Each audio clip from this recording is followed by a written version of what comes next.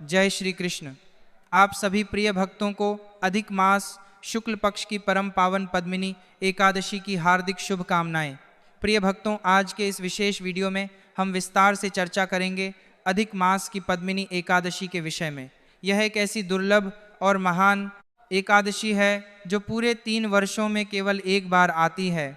शास्त्रों में इसकी महिमा इतनी अद्भुत बताई गई है कि जो भक्त श्रद्धा और नियम पूर्वक इस व्रत को करता है उसके जीवन के बड़े से बड़े पाप नष्ट हो जाते हैं और भगवान श्री हरि विष्णु की विशेष कृपा प्राप्त होती है। लेकिन इस वर्ष सबसे बड़ा संशय भक्तों के मन में यही बना हुआ है कि यह व्रत आखिर कब किया जाए। कुछ लोग 26 मई बता रहे हैं, कुछ लोग 27 मई कह रहे हैं। कहीं इसे निर्जला एकादशी बताया जा रहा है तो कहीं कमला एकादशी कहा जा रहा है। इसी भ्रम को दूर करने के लिए आज का यह संपूर्ण वीडियो तैयार किया गया है। आज हम पंचांग, पुराण और शास्त्रों के प्रमाण के आधार पर आपको बताएंगे कि व्रत किस दिन करना चाहिए, किस दिन व्रत करना निषिद्ध माना गया है और क्यों 27 मई को ही पद्मिनी एकादशी का व्रत करना शास्त्र सम्मत और पुण्यदायक है। प्रिय भक्तों, सबसे पहले यह स्पष्ट कर दीजिए कि आने वाली यह एकादशी निर्जला एकादशी नहीं है। यह अधिक मास की शुक्ल पक्ष की पद्मिनी एकादशी है, जिसे कमला एकादशी भी कहा जाता है। पद्म पुराण, स्कंद पुराण तथा अन्य ग्रंथों में इसका अत्यंत दिव्य वर्णन प्राप्त होता है। इस एकादशी का व्रत करने वाला मनुष्य भगवान नारायण की विशेष कृपा प्राप्त करता है और उसके जीवन में सुख, शांति, सौभाग्य तथा आध्यात्मिक उन्नति का मार्ग खुल जाता है। इस बार की एकादशी और भी विशेष इसलिए बन रही है क्योंकि इसके साथ व्यतिपात योग का महासंयोग भी बन रहा है। शास्त्र कहते हैं कि जब अधिक मास की एकादशी और व्यतिपात योग एक साथ पड़ते हैं तब उस दिन किया गया जप, तप, दान, स्नान, पूजन और व्रत करोड़ों गुना अधिक फल प्रदान करता है। इस दिन किया गया छोटा सा पुण्य भी अनंत फल देने वाला बन जाता है। अब बात करते हैं सबसे महत्वपूर्ण विषय की कि व्रत आखिर कब करना चाहिए। प्रिय भक्तों, इस बार एकादशी तिथि 26 मई को प्रातः लगभग 5:10 पर आरंभ हो रही है और 27 मई को प्रातः लगभग 6:20 तक रहेगी। यही कारण है कि अनेक लोग भ्रमित हो रहे हैं क्योंकि 26 मई को सूर्योदय के समय एकादशी तिथि विद्यमान रहेगी। लोग कह रहे हैं कि उदया तिथि मानी जाती है, इसलिए 26 मई को व्रत होना चाहिए। लेकिन यहाँ शास्त्रों का गहन नियम समझना अत्यंत आवश्यक है। भविष्य पुराण, पद्म पुराण, स्कंद पुराण और नारद पुराण में स्पष्ट कहा गया है कि जिस एकादशी में दशमी तिथि का वेद हो उसे त्याज्य माना जाता है।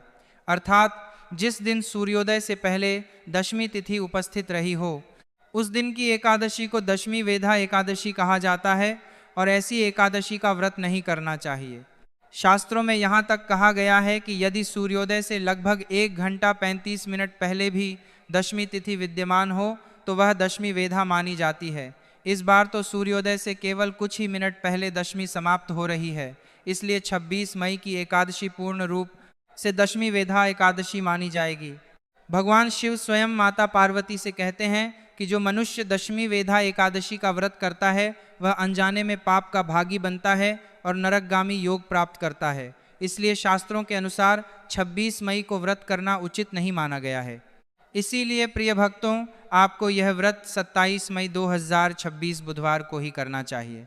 यही शास्त्र सम्मत तिथि है और इसी दिन व्रत करने से पूर्ण पुण्य प्राप्त होगा। अब बात करते हैं इस एकादशी की विधि और नियमों की। भगवान श्री कृष्ण ने धर्मराज युधिष्ठिर को इस व्रत की महिमा बताते हुए कहा कि जो मनुष्य नियम पूर्वक इस व्रत को करता है उसे सौभाग्य, सुख, आरोग्य और मोक्ष की प्राप्ति होती है। लेकिन इस व्रत के कुछ विशेष नियम हैं जिनका पालन अवश्य करना चाहिए। व्रत की शुरुआत दशमी तिथि से ही हो जाती है। दशमी के दिन कांसे के पात्र का प्रयोग नहीं करना चाहिए, ना भोजन बनाने में, ना भोजन करने में और ना ही जल पीने में। इस दिन तामसिक भोजन जैसे लहसुन, प्याज, मांसाहार आदि का पूर्ण त्याग करना चाहिए। शहद, बैंगन, मसूर की दाल, हरी पत्तेदार सब्जियां और चने का साग भी नहीं खाना चाहिए। दशमी तिथि से ही ब्रह्मचर्य का पालन आरंभ कर देना चाहिए। भूमि पर शयन करना श्रेष्ठ माना गया है। दूसरे के घर का अन्न नहीं खाना चाहिए और यथासंभव नमक का त्याग भी करना चाहिए। एकादशी के दिन ब्रह्म मुहूर्त में उठना अत्यंत शुभ माना गया है। स्नान करते समय जल में थोड़ा गंगा जल मिला लें। यदि संभव हो तो तिल, आंवला अथवा तुलसी के समीप की पवित्र मिट्टी का प्रयोग करें। स्नान करते समय नमो भगवते वासुदेवाय मंत्र का जप करते रहें। स्नान के बाद स्वच्छ पीले वस्त्र धारण करें। सूर्य देव को जल अर्पित करें और माता तुलसी को जल दें। ध्यान रखिए, इस दिन तुलसी पत्र नहीं तोड़ने चाहिए। जो तुलसी दल पूजा में प्रयोग करने हों उन्हें पहले से तोड़कर रख लें। इसके बाद भगवान विष्णु की स्थापना करें। एक चौकी पर पीला वस्त्र बिछाएं, उस पर कलश स्थापित करें। कलश में गंगाजल मिश्रित शुद्ध जल भरें और पंच पल्लव लगाएं। उसके ऊपर भगवान विष्णु, राधा कृष्ण या नारायण स्वरूप की प्रतिमा अथवा चित्र स्थापित करें। भगवान के पूजन हेतु रोली, मौली, अक्षत, पान, सुपारी, लौंग, इलायची, धूप, दीप, नैवेद्य, इत्र, जनेऊ, पंचामृत आदि सामग्री रखें। पूजा आरंभ करने से पहले स्थान और सामग्री पर गंगाजल के छींटे देकर शुद्धिकरण करें। इसके बाद दीपक प्रज्वलित करें और भगवान का ध्यान करें। संकल्प लेते समय अपने हाथ में जल और पुष्प लेकर भगवान विष्णु का स्मरण करें और अपने नाम, गोत्र तथा स्थान का उच्चारण करते हुए व्रत का संकल्प लें। पूजा के बाद पद्मिनी एकादशी की कथा सुनना अत्यंत आवश्यक माना गया है। साथ ही विष्णु सहस्त्र नाम, गीता पाठ, हरिनाम संकीर्तन और भगवान विष्णु के मंत्रों का जाप करना चाहिए।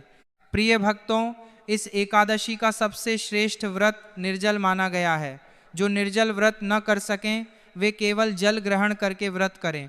यदि स्वास्थ्य अनुमति न दे तो फलाहार कर सकते हैं, लेकिन अनाज और नमक का सेवन वर्जित माना गया है।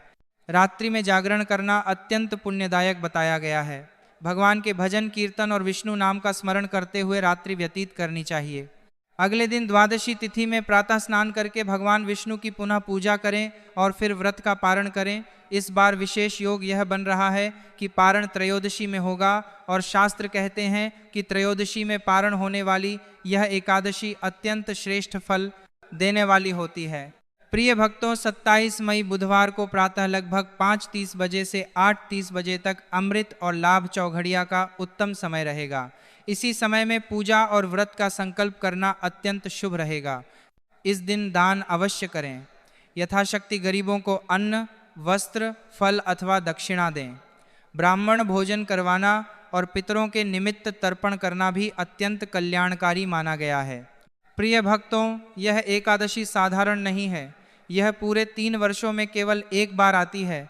इसीलिए इसे श्रद्धा, नियम और भक्ति के साथ अवश्य करें। भगवान श्री हरि विष्णु की कृपा से जीवन के कष्ट दूर होंगे, पाप नष्ट होंगे और सुख समृद्धि प्राप्त होगी। यदि आपको यह जानकारी उपयोगी लगी हो तो वीडियो को लाइक अवश्य करें। अधिक से अधिक लोगों तक शेयर करें ताकि कोई भी भक्त गलत तिथि में व्रत करके भूल का भागीदार न बने। सनातन धर्म की सही और शास्त्रीय जानकारी सब तक पहुंचाना हम सभी का कर्तव्य है। चैनल पर नए हैं तो सब्सक्राइब अवश्य करें और बेल आइकन दबा दें ताकि आने वाले सभी व्रत, त्योहार और धार्मिक पर्वों की सही जानकारी आपको समय पर मिलती रहे। भगवान श्री हरि विष्णु आप सभी पर अपनी कृपा बनाए रखें। हरे कृष्णा।